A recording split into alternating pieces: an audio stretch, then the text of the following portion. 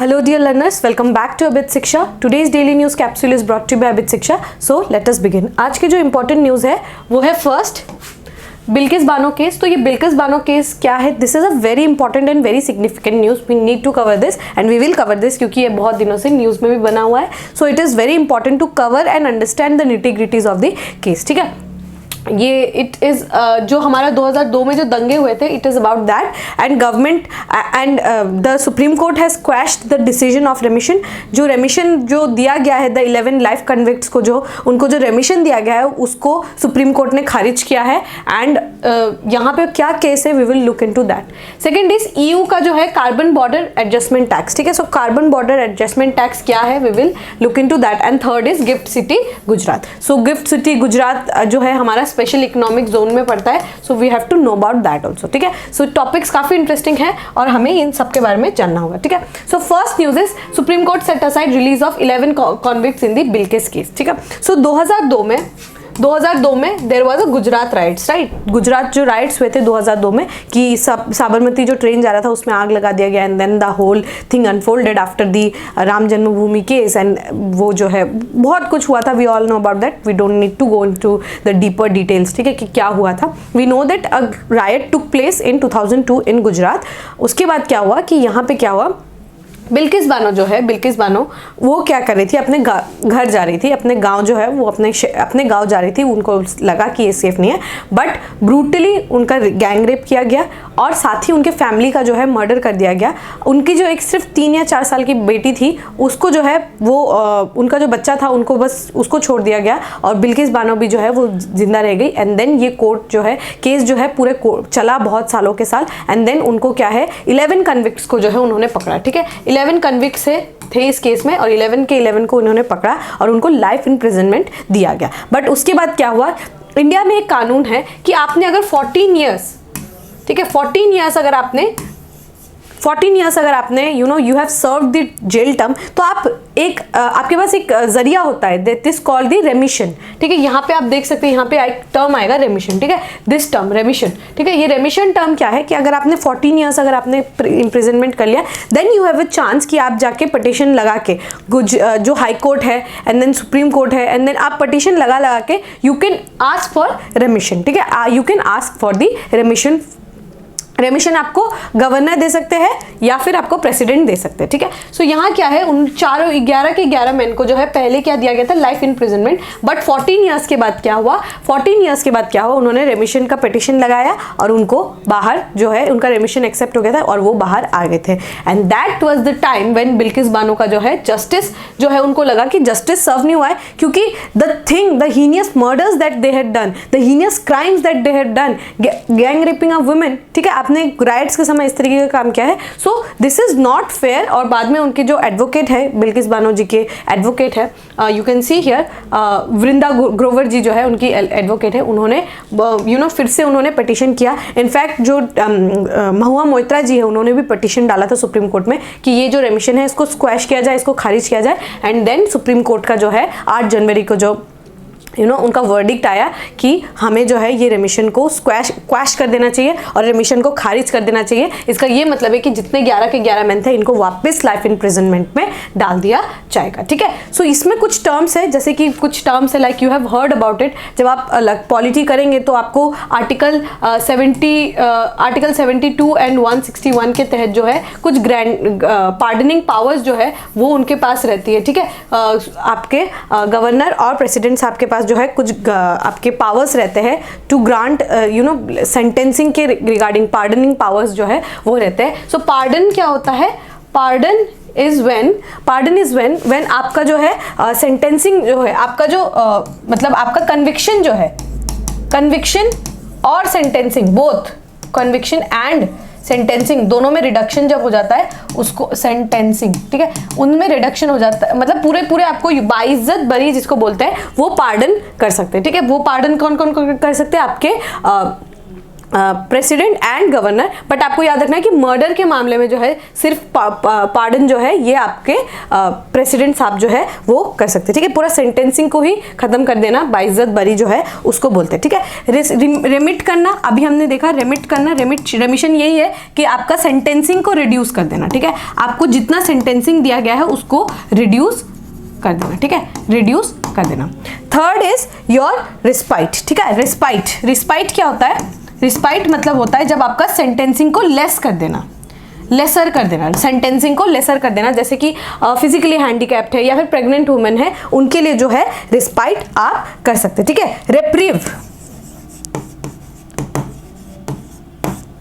रेप्रीव क्या है? जब आपका जो है टेम्परेरी एक स्टे लगा दे, ठीक है। टेम्पोरेरी अगर आपका जो है स्टे कर दे, होल्ड कर दे आपके एग्जीक्यूशन को, मतलब आपको जो है फांसी की सज़ा सुनाई गई है या फिर कोई और सज़ा सुनाई गई है, तो उसको होल्ड करने के लिए आप रेप्रीव का जो है विनती कर सकते हैं टू दी प्रेसिडेंट और टू दी गवर्नर, ठीक है। तो ये टेम्परेरी स्टे ऑर्डर जो है। एंड एक और होता है कम्यूटेशन। कम्यूट क्या होता है कि आपके सेंटेंस तो वही रहेगा, बस उसका जो टेन्योर है उसको कम कर दिया जाएगा। जैसे अगर आपको 2 years ऑफ रिगरस इम्प्रिजनमेंट अगर दिया है, ठीक है, अगर आपको 2 years ऑफ रिगरस इम्प्रिजनमेंट दिया है, सो कम्यूटेशन में क्या होगा कि 2 years की जगह आपको सिर्फ 1 year ऑफ रिगरस इम्प्रिजनमेंट करेंगे, मतलब the nature will remain the same, बस उसका जो है सेंटेंसिंग कर दिया जाएगा। रेमिशन क्या होता है? रेमिट जो होता है मतलब इसमें क्या है, आपका सेंटेंस ही खत्म हो जाता है, मतलब उसके बाद आपको फिर से आने की जरूरत नहीं है, आपको फिर से there is no need to come back and serve the jail time. यहाँ पे क्या है, आपका जो सजा है, सजा सिमिलर रहेगा, रिगरस कड़ी से कड़ी सजा आपको दी जाएगी, ठीक है। कड़ी से कड़ी यहाँ पे कम्यूटेशन में मिलेगा, बट वही है कि 2 साल की जगह आपको 1 साल कड़ी से कड़ी सजा दी जाएगी।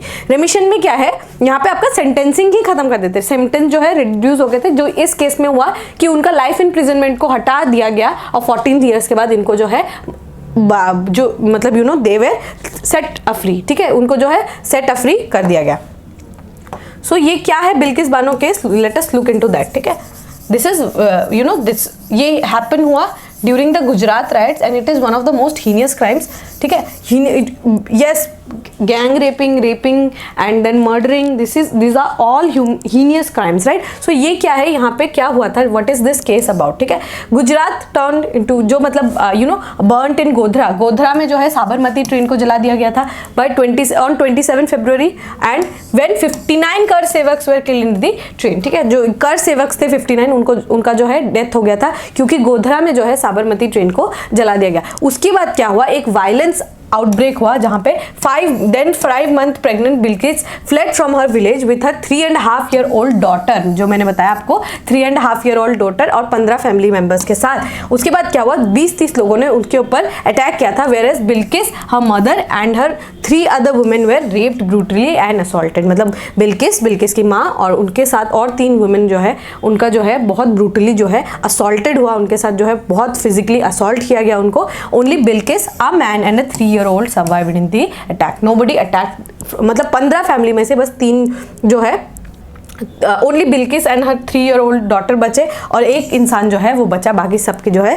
हत्या कर दी गई थी। Her case was taken up by the national human rights commission and supreme court which ordered an investigation of by the CBI की भी जांच यहाँ पे कराई गई थी, ठीक है। उसके बाद जो है ये 11 लोगों को पकड़ा गया और इनको क्या गया था, लाइफ इम्प्रिजनमेंट का जो है सजा दिया गया था, बट उसको जो है जब 14 ईयर्स जो उन्होंने काट लिया जेल टाइम, उसके बाद क्या हुआ, उनको जो है रेमिशन जो है वो प्रोवाइड कर दिया गया था। आई होप आपको सारे जितने भी terms pardon, remission, respite, reprieve and commutation जो है वो समझ आ गया, ठीक है। Next news is understanding the EU's carbon border tax. तो what is carbon border tax, ठीक है। सो इन्होंने क्या लिया, कार्बन बॉर्डर एडजस्टमेंट मैकेनिज्म, ये CBAM क्या है, कार्बन बॉर्डर एडजस्टमेंट मैकेनिज्म, ठीक है। Carbon border adjustment mechanism, CBAM का फुल फॉर्म है, ठीक है। CBAM will translate into 20 to 35% tax on select imports into EU starting 1 जनवरी 2026। तो 1 जनवरी 2026 से जो है ये लोग टैक्स इंक्रीज कर देंगे जो ईयू के बाहर से आए हैं, ठीक है। ईयू यूरोपियन यूनियन के बाहर से भी जो भी कंट्रीज से कोई भी सामान मंगाते हैं, अगर आप ईयू के स्टैंडर्ड्स को मैच नहीं करते, लाइक अगर आपने कोई भी लेट्स सपोज करते हैं एक पैकेट आपने बासमती राइस का जो है मंगाया, अगर वो बासमती राइस ईयू के स्टैंडर्ड से नहीं उगाया गया है, देन वो क्या करेंगे, आप पे ऊपर एडजस्टमेंट टैक्स जो है वो इंपोज करेंगे, ठीक है। ईयू में जो है ये इतना 20 से लेकर 35% जो है टैक्स को वो बढ़ा देंगे अगर वो ईयू के स्टैंडर्ड से मैच नहीं होता, ठीक है। सो ये क्या है, it is a part of fit for 55 in 2030 package, ठीक है। फिट फॉर 55 इन 2030 पैकेज का जो है उनके पैकेज का प्लान है, जिसमें इसमें क्या उन्होंने कोशिश करने की कोशिश की है कि they will reduce the greenhouse gases emission by at least 55% by 2030 at compare to 1990 levels in line with European climate law. उन्होंने क्या मतलब 55% रिड्यूस करेंगे बाय 2030, जो 1990s का उनका जो लेवल था उससे भी वो कम करा देंगे, ठीक है। तो the carbon border adjustment policy aim at reducing carbon emission, ठीक है। क्या है, कार्बन एमिशन को रिड्यूस करने की कोशिश कर रहा है by ensuring imported goods are subject to same carbon cost as produced in the within the EU. तो ईयू में क्या है, जो है प्रोड्यूस जो है, क्योंकि वो कार्बन न्यूट्रल होके जो है दे प्रोड्यूस। अब कोई भी चीज अगर आप कार्बन न्यूट्रल करना चाहें, रेगुलर प्रोडक्ट्स का जो है, क्योंकि वो मास लेवल पे प्रोडक्शन होता है, ठीक है। सो उसमें क्या है, आपका पैसा थोड़ा बच जाएगा, you can cut corners, right. But अगर आप ईयू में देखेंगे तो कोई भी चीज अगर प्रोड्यूस किया जाता है तो उसमें कार्बन का जो है फुटप्रिंट्स चेक किया जाता है। इसकी वजह से ईयू में जो भी प्रोडक्ट्स होते हैं वो बहुत थोड़े एक्सपेंसिव रहते हैं, ऑन द एक्सपेंसिव साइड। तो अगर जो भी कोई सस्ता चीज है, ठीक है, अगर कोई सस्ता चीज है then that could flood the markets of EU, right. तो उन्होंने इसीलिए इसी एडजस्टमेंट को करने के लिए, ताकि उनका प्रोडक्ट्स भी जो है वो भी बिके, और दे वांटेड कि हम जो है कार्बन न्यूट्रल रह के, जो भी कंट्रीज कार्बन न्यूट्रली जो है प्रोड्यूस अगर उनको करता है तो उनको वो टैक्स नहीं भरना पड़ेगा। लेकिन कोई अगर कार्बन कॉन्शियस होके अगर उनका प्रोडक्शन नहीं है, देन इतना बड़ा टैक्स स्लैब में जो है उनको टैक्स पे करना पड़ेगा, ठीक है। The carbon border adjustment will be implemented by requiring importers to declare the quantity of good imported into EU and their embedded greenhouse gases emission on an annual basis। अगर आपको जो है अगर आपको भेजना है, अगर आपको EU में कुछ सामान भेजना है तो आपको you need to mention कि कितना ग्रीन हाउस गैस एमिशन जो हुआ है ऑन दी एनुअल बेसिस। जैसे आपको बासमती चावल उगाने के लिए कितना आपने ग्रीन हाउस गैसेस जो है एमिट किया है, उस हिसाब से वो लोग हम पे टैक्स लगाएंगे, ठीक है। ये क्या इंश्योर करेगा कि climate objectives are not undermined by carbon intensive imports, ठीक है।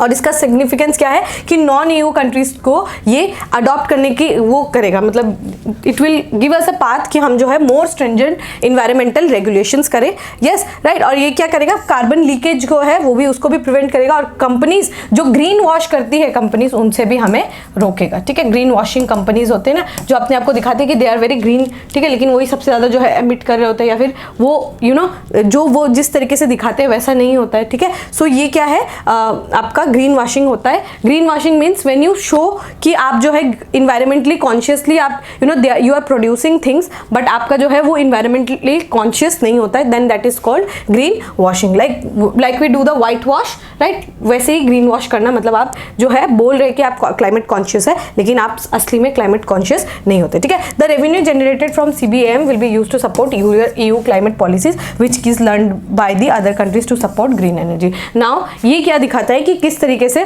दे are imposing tax on us, जबकि सारा जो अगर हम देखें हिस्टोरिकली सबसे ज्यादा एमिटर्स तो यही थे, the Dutch, the French, the Portuguese, the Danes, ठीक है। ये सारे लोगों ने ही तो सबसे ज्यादा एमिशन किया है, सबसे पहले इंडस्ट्रियलाइज तो यही कंट्रीज तो हुए थे।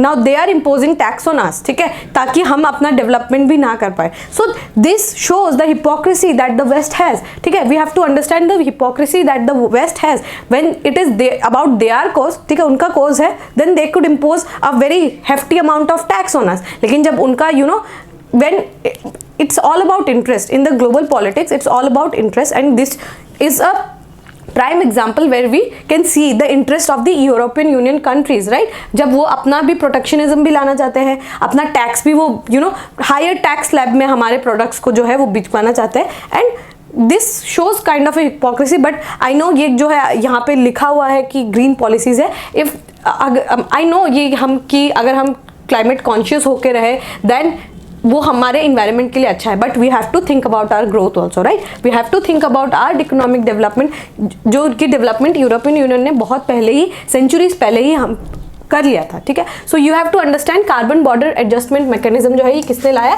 यूरोपियन यूनियन की कंट्रीज ने लाया था, ठीक है? You have to know about this only, ठीक है? एंड फिट फॉर 55 पैकेज भी जो है ये भी आपको जानना है. This is, mind you, this CBAM का topic, this is a very important topic of environment, ठीक है? सो ये जब आप पढ़ेंगे, और ये it is very recent also, ठीक है? जो कार्बन बॉर्डर एडजस्टमेंट टैक्स जो है इट इज वेरी रिसेंट, 2023 का ही न्यूज है. Then you can expect a question, ठीक है, फ्रॉम हियर, ठीक है? So it becomes very important to cover also. Last news is GIFT City is set to hold 10th Gujarat global investment summit from tomorrow, ठीक है? सो क्या है gift city जो है गुजरात में, it comes under the special economic zone. So यहाँ क्या है, Gujarat is all set to host the 11th edition of its flagship vibrant Gujarat global investment summit which will be inaugurated by prime minister Narendra Modi in the presence of several heads of states, policy makers, diplomats, ठीक है? So ये क्या है, एक there will be investment in the GIFT City Gujarat, ठीक है? सो उसके लिए यहाँ पे क्या है, समिट एक किया जा रहा है जो गांधीनगर में हेल्ड होने वाला है, ठीक है? सो ये क्या है, आपको समझना है गिफ्ट सिटी क्या है, ठीक है? गिफ्ट सिटी जो है उसको, गिफ्ट का फुल फॉर्म है Gujarat international finance tech city. Gift city मतलब जो आपका Gujarat international finance tech city, ठीक है? यहाँ पे जो है हमारे जैसे GST या फिर जैसे Gujarat is a dry state, right? So GIFT city में क्या है, मतलब आपको जो है अल्कोहल का प्रेजेंस वगैरह जो है देखने को मिलेगा. ये थोड़े GST के एम्बिट से भी बाहर रहते हैं, ठीक है? ताकि यहाँ पे जो है हमें इन्वेस्टमेंट आए. सो वी वांट कि यहाँ पे जो है गिफ्ट सिटी में हमारा इन्वेस्टमेंट बढ़े. सो इसीलिए गिफ्ट सिटी का जो बनाया गया है, ठीक है? सो ये क्या है, it consist of multi service special economic zone, ठीक है? It comes under the special economic zone which houses India's first international finance service city, IFSC, ठीक है? IFSC and an exclusive domestic tariff area. जो मैं बताया आपको GST के ambit से बाहर आता है क्योंकि डोमेस्टिक टैरिफ जो है यहाँ पे नहीं लगता, ठीक है? गिफ्ट सिटी ये जो है is envisaged as an integrated hub for financial and technological services, ठीक है? Not for India but for the world. बाहर से जो है इन्वेस्टमेंट इंडिया में आ सकता है, फॉर एग्जाम्पल लाइक UAE से, ठीक है? There was also a deal between Foxconn and Vedanta group, ठीक है? वेदांता ग्रुप के बीच में जो है, फॉक्सकॉन जो है ये ताइवान का एक बहुत बड़ा कंपनी था,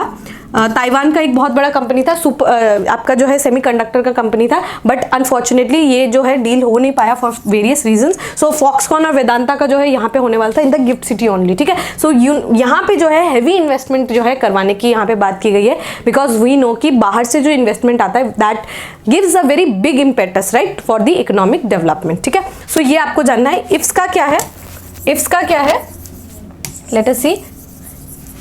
इफ्स का is the unified regulator and development of regulation of financial products, financial services, financial institution is in the international financial services centers, ठीक है? ये जो है इफ्स का जो है यहाँ पे रेगुलेटर, एज अ रेगुलेटर के रूप में, ठीक है? नॉट RBI के जैसे आपको मालूम है रेगुलेशन करते हैं, बट यहाँ पे अपना खुद का एक रेगुलेटर है that is called the IFSC का, ठीक है? इंटरनेशनल फाइनेंशियल, ठीक है? International financial tech city. IFSC का जो है गिफ्ट सिटी का जो है अपना देयर ओन रेगुलेटर है, ठीक है? The social infrastructure in the city includes a school, medical facilities and a proposed hospital. Gift city business club with indoor and outdoor facilities, ठीक है? स्पोर्ट्स फैसिलिटीज भी जो है यहाँ पे प्रोवाइड किया जाएगा. बस आपको ये याद रखना है, ये क्या है, truly walk to work city बनेगा, ठीक है? Like we see in the bigger countries, जो डेवलप्ड कंट्रीज है वहाँ पे किस तरीके से कल्चर रहता है, वो हम सिमिलर एक कल्चर जो है, वर्क पैटर्न जो है यहाँ पे भी हम डेवलप कराने कोशिश कर रहे हैं. Like we see in Malaysia और like we see in Shanghai या फिर सिंगापुर या फिर मैनहट्टन, राइट? तो बिगर Brooklyn like in the US, right? So New York, these are the examples. उस तरीके से हम इन्वेस्टमेंट ड्रॉ कराना चाहते हैं फ्रॉम द वेरियस कंट्रीज, ठीक है? सो ये आपको याद रखना है कि ये क्या है, डोमेस्टिक टैरिफ एरिया से एक्सक्लूडेड है, ठीक है? एक्सक्लूडेड है from the domestic tariff area. So ये आपको याद रखना है गिफ्ट सिटी के बारे में, ठीक है? This becomes very important. Okay, with this we have come to end of today's daily news discussion. If you have liked this discussion, don't forget to give a like and write down in the comment section. We will meet in the next session. Till then, take care and thank you.